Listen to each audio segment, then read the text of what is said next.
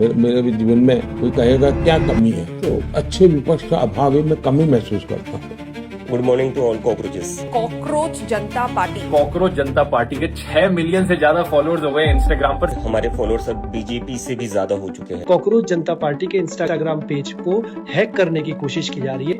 मोदी के एक एक शब्द का क्रिटिसिज्म होना चाहिए और जम करके होना चाहिए, बार बार होना चाहिए। जो एक्सपेक्ट किया था वही हुआ।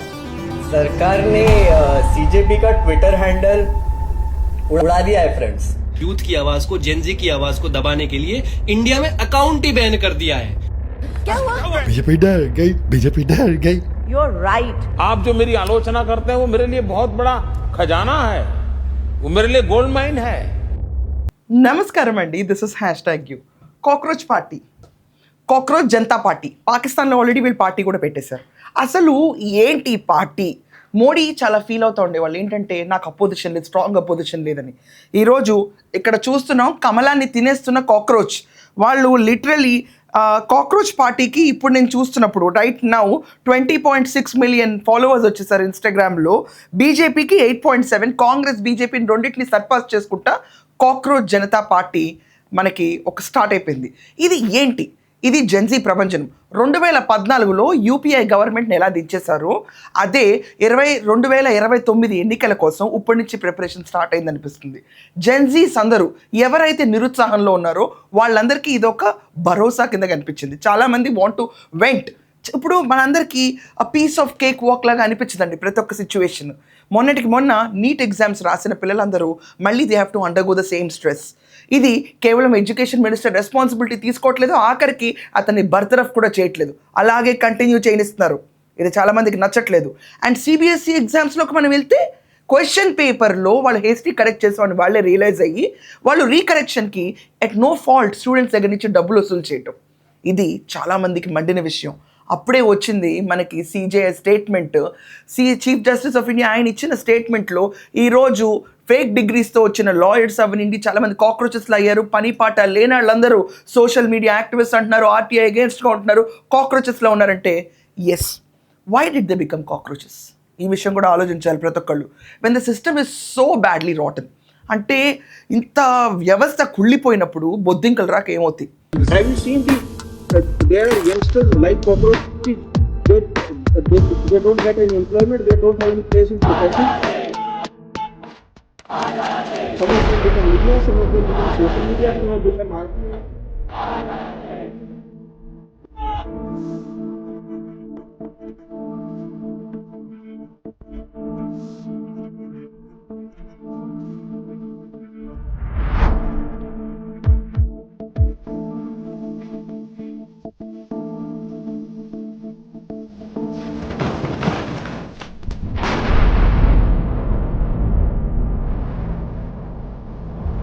ఉద్యోగాలు లేవు, ఎక్కడా లేవు.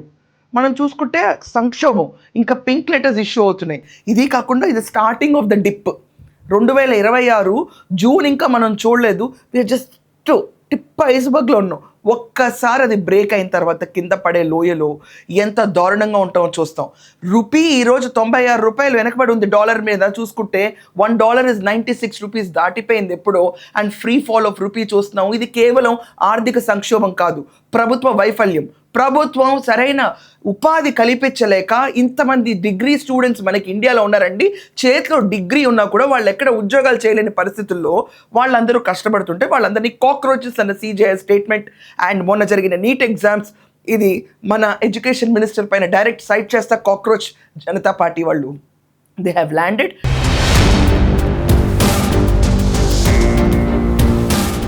అండ్ అభిజిత్ ట్విట్టర్లో పెట్టిన ఒక్క పోస్ట్కి ఒక ప్రభంజనం అయిపోయింది, ప్రభంజనం. అండ్ అభిజిత్ ఏమంటున్నాడు, నేను ఇండియాకి వస్తాను, ఇంకా తిరిగి వచ్చిన తర్వాత నేను రాజకీయ అరంగేట్రం కూడా ఉంటుంది. If cockroach Janata party they establish themself properly. చూస్తుంటే ఈ ప్రభంజనం చాలా గట్టి స్ట్రగల్ ఇవ్వబోతుంది. ఎందుకంటే దీంట్లో ఉందంతా జెన్జీస్. ఇంకా చాలామంది అడుగుతున్నారు, నేపాల్లో ఉన్న జెన్జీస్ లాగా నువ్వు ఎదురు తిరిగేదని చేస్తున్నావు అంటే కానే కాదంటాడు అతను. లేదు, నేను స్ట్రక్చరల్గా జెన్సీ బెనిఫిట్ కోసం మాట్లాడుతున్నాం, ఇక్కడ యూత్ కోసం మాట్లాడుతున్నాం మేము అంటున్నారు. Just imagine 8.8 million or something ఉన్న బీజేపీ 14 ఏళ్ల ఎఫర్ట్ ఉన్న వాళ్ళ ఫాలోవర్స్ ఎక్కడ, కాక్రోచ్ జనతా పార్టీకి ఈరోజు 20.6 మిలియన్ ఫాలోవర్స్ ఎక్కడ. He he's literally eaten off the lotus. అయిపోయింది, కమలాన్ని తినేశాడు అక్కడ literally. This has become a storm. ఇది ఒక సెన్సేషనల్ స్టామ్ అయిపోయింది కాక్రోచ్ జనతా పార్టీ అనేది. ఐ మీన్ టు సే ఒక సిన్సియర్ పోడియం. ఎక్కడన్నా కూడా ఒక యువతకి they can vent their expressions, దాని తర్వాత వాళ్ళ బాధ చెప్పగలుగుతున్నారంటే ఇది ఒక పోడియం అయింది. ఈ పోడియం అనేది ఒక రెబెలెస్ పోడియం కాదు. మనం గుర్తుంచుకోవాలి, రెబెలెన్స్ ఆర్ డిఫరెంట్. ఇక్కడ అగ్రెషన్, చాలా కోపంగా ఉంది వ్యవస్థ పైన. ఆ కోపం కల్పించింది ఎవరు? ఆ కోపానికి బాధ్యులు ఎవరు? ఆ కోపాన్ని అసలు అరికట్టాలి, కనీసం ఫోకస్ చేయాలి యూత్ పైన అని ఆలోచించి కూడా కూర్చుంది ఎవరు? ప్రభుత్వం కాదా? ప్రభుత్వం పైన ఏళ్ళు చూపించాలి కదా ఖచ్చితంగా. ఒకవేళ స్టూడెంట్ కనుక పనికి రానాడై ఉంటే, వాడి జీవితంలో ఏం చేయలేకపోతే, అప్పుడు నీ జీవితాన్ని నాశనం చేసుకున్నావు అని చూపించవచ్చు. కానీ వ్యవస్థే ఫెయిల్ అయితే నీట్ ఎగ్జామ్స్లో ఎవరిని ప్రశ్నించాలి? బాగా రాసిన వాళ్ళు కూడా ఒకవేళ ఈ రీకండక్టెడ్ నీట్ ఎగ్జామ్స్లో బర్స్ట్గా పర్ఫామ్ చేస్తే దానికి సమాధానం ఎవరు చెప్తారు? అండ్ సిబిఎస్ఈలో హెస్టీ కరెక్షన్స్, వాళ్ళ వైఫల్యానికి మనం ఎందుకు డబ్బులు కట్టాలి? కేవలం ఇది ఒక్కటే కాదు, ఎడ్యుకేషన్ మినిస్టర్ ఎందుకు ఇంకా అలా కూర్చుని ఉన్నాడు? Just wheel conduct re exam అంటే సరిపోయిందా? అతను ఎందుకు బర్తరఫ్ చేయరు? ఇది కాకుండా లిటరలీ మనం చూసుకుంటే వీళ్ళ అపోజిషన్ చాలా గట్టిగా ఉంది. వెరీ హెవీ స్ట్రాంగ్ వాయిస్, రోజుకి పెరిగిపోతున్నారు. ఏమంటే ఇట్స్ నాట్ జోక్. నిన్న 10.5 మిలియన్లో ఉన్నాళ్ళు ఈరోజు 20.6 మిలియన్కి వెళ్ళారు. ఇది ఎంత దాకా దారి తీస్తుందో ప్రతి ఒక్కరికి అర్థమవుతుందా? It is a big heating up moment. ఇది ఎక్కడ బర్స్ట్ అవుతుందో ఎవరికి తెలియదు. వీళ్ళ ట్విట్టర్ అకౌంట్స్ హ్యాండిల్స్ని ఇండియాలో ఆపేశారు. ఎందుకు ఆపాలి?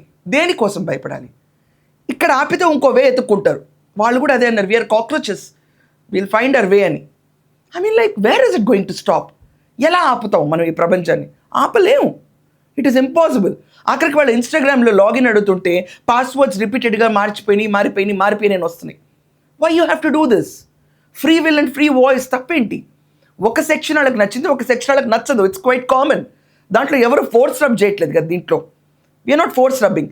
అట్ ద సేమ్ టైం డబ్బులు పంచిపెట్టి ఓట్లు కొనుక్కుని గెలిచే రాజకీయవేత్తలు వీళ్ళు అసలు మంచి సుపరిపాలన ఇవ్వగలుగుతారా? దీన్ని క్వశ్చన్ చేస్తూనే వచ్చింది cockroach Janata party. Cockroach Janata పార్టీని ఈరోజు ఇండియాలో ఎలాగన్నా ఆపాలని ట్రై చేస్తున్న శక్తులు ఎవరు?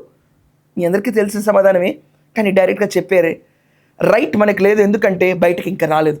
సో ఇండియాలో you're not, this party is facing big trouble. వాళ్ళ ఇన్స్టాగ్రామ్స్ అవనండి, ఎక్స్ హ్యాండిల్స్ అవనండి, వాళ్ళు ఎలా ప్రాపగేట్ అవుదామని. కానీ వీళ్ళ ప్రాపగేషన్కి ఎండ్ కార్డ్ పడేలాగా లేనేలేదు. It's going more stronger day by day. People are speaking out very strong. People అంటే ఇంత అగ్రెషన్ ఉందా అన్నది రియలైజ్ అయ్యే పాయింట్ వచ్చింది. ఇదొక బ్రేకింగ్ పాయింట్ వచ్చేసింది. It's called breaking point. ఈ పాయింట్ ఇప్పటికన్నా అర్థం చేసుకుని గవర్నమెంట్ రన్ చేస్తే బెటర్. కానీ ఇంకా ఆపేద్దాము, తొక్కేద్దాం అని ట్రై చేస్తే జెన్జీస్ని ఆపడం అంత ఈజీ కాదు.